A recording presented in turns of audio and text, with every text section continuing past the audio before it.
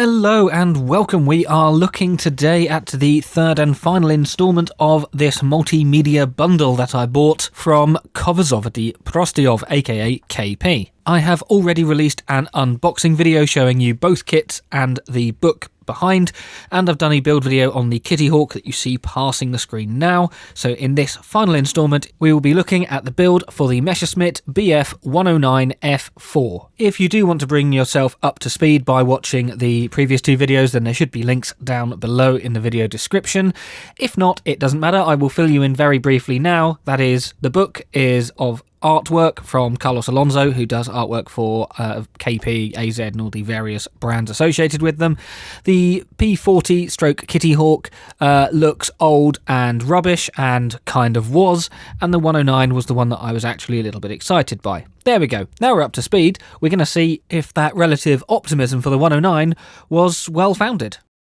From what I have found on ScaleMates, the tool date for the 109 is 2016, and it contains 62 parts, although that was me just counting them, so give or take a few due to counting error.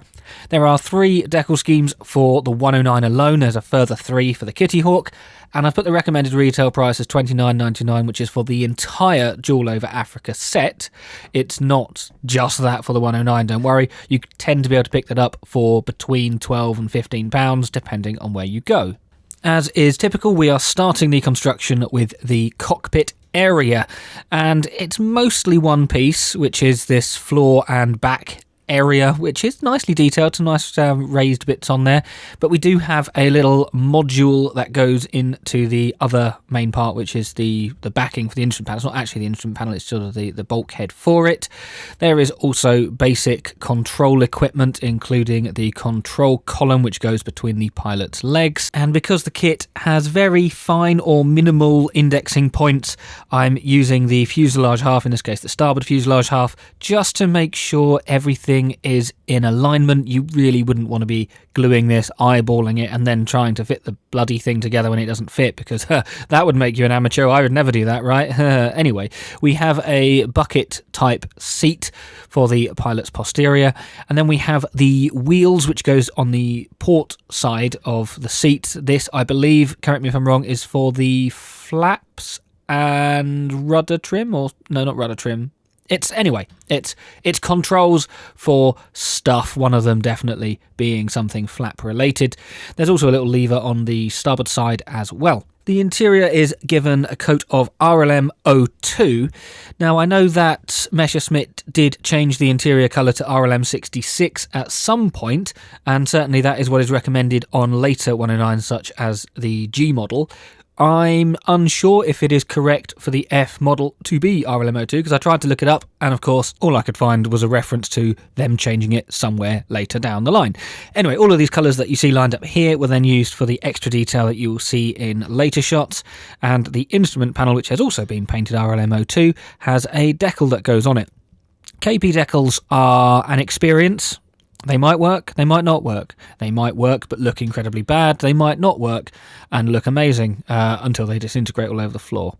We also have these seat belts, which have been provided in decal form. The P40 had them moulded on to the seat, whereas this time it's decals. Actually, it had both. It had both moulded and decals, but I painted the moulded ones, whereas here I've used the decals.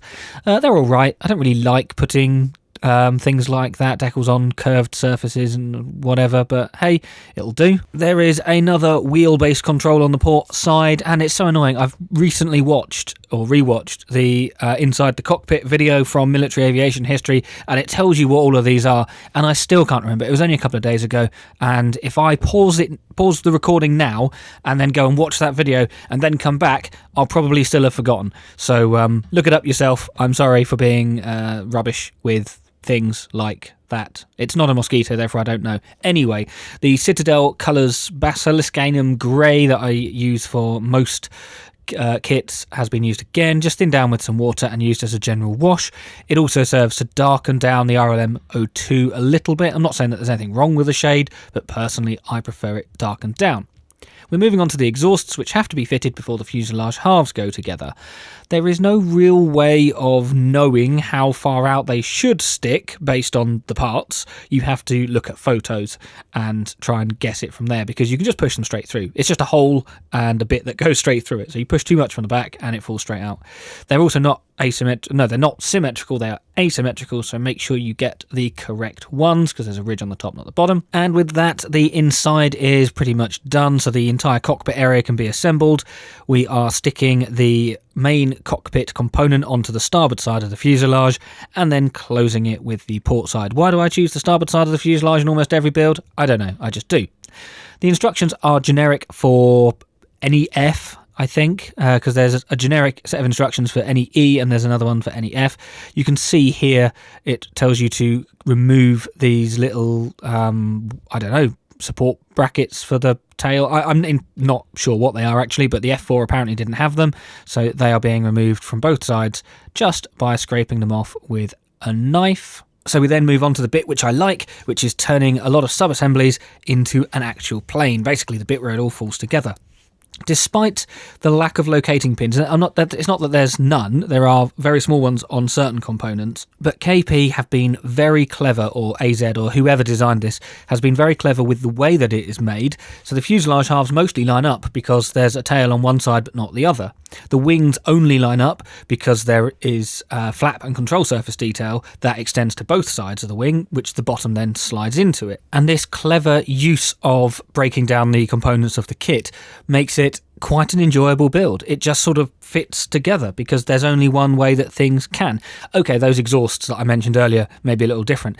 And here, which is it the intake for the boost that these had? That's not ideal either. There are still those components that are a little bit fiddly where you just have to eyeball it, but they are few and far between. The kit has been very well designed and it led to a very positive build experience, although it is perhaps worth pointing out that this is a different tool made from different tooling from the other 109s that you see from AZ/KP. You've got an E series and a G series. I have got both of them. I haven't made the E yet. I've done an unboxing, but I haven't made it yet. I have made a couple of variants of their G tooling, and they're nice. They're obviously different, but all of them have assembled really well. And I think that is so important for a brand like AZ and KP when being sold in the UK, because you can get 109s from so many different people.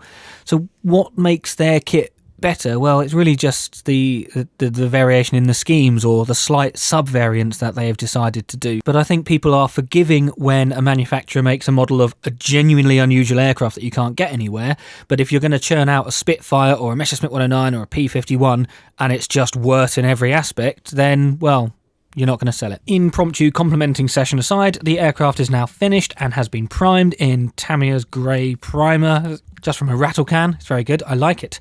And we move on to the painting. Now, the Mediterranean or North African campaign aircraft were slightly different. So this is RLM 65 Hellblau, which is the colour that I have and use for almost everything German prior to a certain date when it was replaced by RLM 76. This is what it looks like on a Messerschmitt 109. But this is the Kitty Hawk, which is much darker. It's azure blue because in the Mediterranean they use darker blues, and in the case of the Germans it was RLM 78. So I'm going to mix 24 and 65 to try and get a more vivid blue that's somewhere between RLM 65, as seen here, and the azure blue of the RAF, which I believe to be about right. I'm generally not a fan of mixing colours because if you need to touch something up and the paint has dried, you're going to have to remix it again, and I like doing a lot of it by eyeball. But I didn't want to wait for a paint to arrive, and I know that they don't stock it locally, therefore mixing it was the best option. Onto the top, and it's RLM 79. This is a paint that I had already bought, expecting to need it for something. I can't actually remember what I was expecting to use it for, but either way, I did buy it, and it's just poured straight into the airbrush because it's Vallejo Model Air. The divide between the two colours being masked to get a hard edge rather than a soft edge. It seems to be right from the pictures that I have seen, although of course a lot of these were later modelled. Next we have the various aircraft identification markings. So we have some white. I'm using RAF insignia white. It is just a white, and anything which is going to be white, yellow or red was painted with the white. So that includes the nose and the underneath of the engine. The white bit was then masked and the yellow was painted, which you can see here is the RLM 04 that I use for almost everything. And then the tape is removed and we can move on to the red, which is Model Air's RLM 23. Painting this colour over a white background does make it very vivid. I perhaps would have been better spraying it over some grey, but hey, you live and learn, and it will be fine for me anyway. RLM 70 is used for the propeller blades because remember, the Germans didn't paint them black, neither should you. And had you told me a year ago that I would be airbrushing propeller blades, I would have said, no, absolutely not. Why would I do that? But as I've been gradually replacing more and more of my hand brush paints with airbrush ready paints, it's just more convenient for me to airbrush them rather than do several coats of incredibly thin paint. So hey, might as well.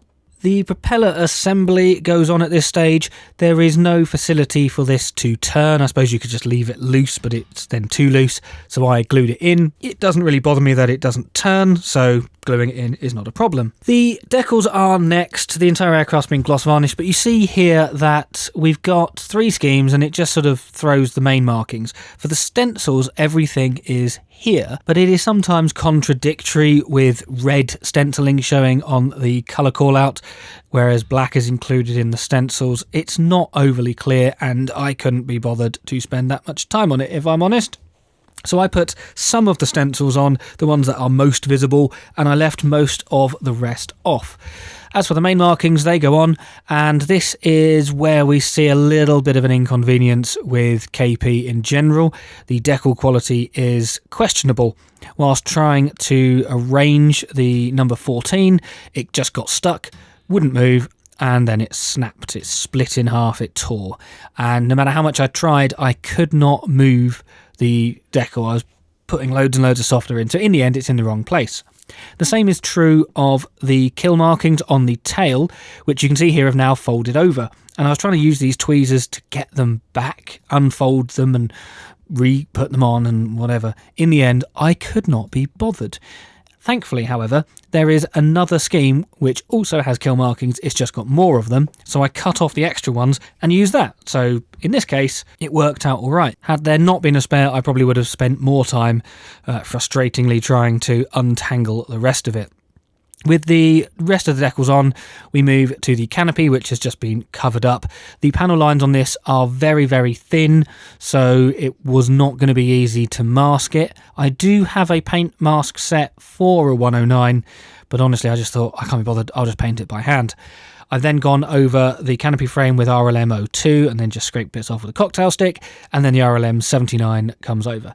It's also from this angle that you can see the slight split in the number 4, which is also in the wrong position, but hey, it's better than not having it. And I'm also reminded that I forgot to say that I matte varnished it afterwards as well. So I use Vallejo gloss varnish, just thin it down with some thinner to prepare for decaling, and then I generally use matte over the top of that, although of course satin is more appropriate for some aircraft, but not in this case. The exhausts are also picked out at this stage. I've just mixed a miscellaneous exhausty colour. It's different every time, but usually it's some sort of combination of black, silver and a brown. I've got plenty of brown, so whatever works. Just painted on very carefully with a brush because it's right next to the yellow, and you will notice it if I accidentally spill some on the yellow. It is time now for the final assembly. So I always make my models like this. Well, these days I do when I'm airbrushing them. I will leave things like the undercarriage off till last and any really small bits because they're inevitably going to get broken. In this case, I painted the undercarriage legs whilst they were on the sprue, whilst I was doing everything else in RLM 02 right at the beginning of the build. The instructions were correct as to which way round they go because I found that to be a problem with many kits like this from KP and other brands. The wheels don't really matter because they are the same either way, and they are just painted black, including the hubs, as is standard for German aircraft of this period. We have a tail wheel which very neatly goes in the slot as well. That also, again, everything was painted. Everything that you're seeing here was painted whilst the rest of the aircraft was. and the undercarriage doors go on as well. These did require a slight touch up, so I did have to remix the colour just in a palette and touch it on with a brush, so there's a slight colour variation which I don't think you can see from any realistic angle, but hey ho. We also have these counterweights on the control surfaces. Again, they needed to be touched up, so they are a tiny different colour as well. And then other bits like the pitot tube, which incidentally didn't actually have a hole for it. I had to drill one. It sort of points in the vague direction of a hole on the instructions, but there wasn't one. And the radio mast as well go on. And that is more or less that. The Messerschmitt 109 is done. Focusing on the kit specifically, I thoroughly enjoyed this build. It went together really well, and I think it really captures the shape of the 109. The only other F-series 109 that I've got is the Airfix starter set one. This looks more or less the same in terms of the general shape. Whilst I've not measured it, as I very rarely measure kits for accuracy in that respect, it certainly, to me, looks about right. The area of detail is excellent, with very nice panel lines and engraved detail. You've got good cockpit interior, including those two separate control wheels that you can't particularly see, and the wheel well detail is excellent as well. Overall, this is what I would say a pretty good example of a Messerschmitt 109 and a good example of a modern kit. No fit issues to speak of, and so this kit is, in my opinion, highly recommended. But of course there is a catch, and that catch is the standard problem that I have with this brand, which is the quality of the decals. Good lord. Firstly, the disintegration. Obviously they should never disintegrate. Now, partly you could say that that is user error, but don't forget I make a lot of kits. I have tried many different brands and I use the same processes for all of them, so why do these ones not work when others do? I have a feeling that it's to do with the water temperature. I think they're just extremely sensitive to slightly warm or slightly cold water outside of their peak temperature, if you know what I mean. But of course if you pour some warm water, it's going to cool down, so unless you're next to a warm water tap or invest in a little heater or thermos just for your decal water, then I think you're going to have the same problem. And I would still almost forgive it if the decals were themselves good qualities in good definition, but I've not zoomed in on it very much here, but particularly the number 14 on both sides is grainy and pixelated, so it's not even that good quality. So I find myself just wondering if it would have been better to buy aftermarket decals, but then if I'm paying around £14-15 for a Messerschmitt 109 and then adding aftermarket decals on top of it, what am I putting my money towards? Why wouldn't I just buy a better quality 109? But this is a good kit, and you shouldn't ignore the kit just because the decals are bad. But then they're not always bad, because KP sometimes do good ones. It's just inconsistent. Come on guys, sort it out. Get good quality decals in all of your kits, and you are a top brand in my opinion. But then we come to the set as a whole, the Kitty Hawk and the Messerschmitt 109F and the book. And then you remember that KP as a brand have been around for an incredibly long time. In their current rendition, maybe not, but they certainly have been around for a very long time in various forms. And you've got absolute tat like the Kitty Hawk packaged with an absolute gem like the 109. So can I recommend the whole set? Well, no, not really, but the book is good. The book's nice, it's a nice novelty, and it is printed very, very well. But what stands out is that the Kitty Hawk is tat. Okay, I had the same problem with the decals because they're just low quality, but the kit itself, it's like it's from a different manufacturer, from a different age, from a different generation. It is one crock of shite with one absolute diamond. Unless you really want the book, and I would recommend it, it's a good book, you might as well just buy the 109. Get rid of the Kitty Hawk, stop selling it, make a new one, whatever, don't care, that can go in the bin. The 109 and the book make this set almost worth it if you're happy to spend 15 quid on a book. I do want to make sure that I end this video on a positive, so I will just once again reiterate that I really like this 109. It's been sitting on my shelf directly above my head, so it's very easy for me to look at it for the last couple of weeks now, in between finishing it and making this video, and it's probably going to stay there. Often I put them up there to make sure that if I need it for any extra footage, I've got it to hand, and then I move it somewhere else where it's a little bit less convenient so I can put something else there. But actually it's been so nice to look at it that I think it's probably found its new home, at least for the foreseeable.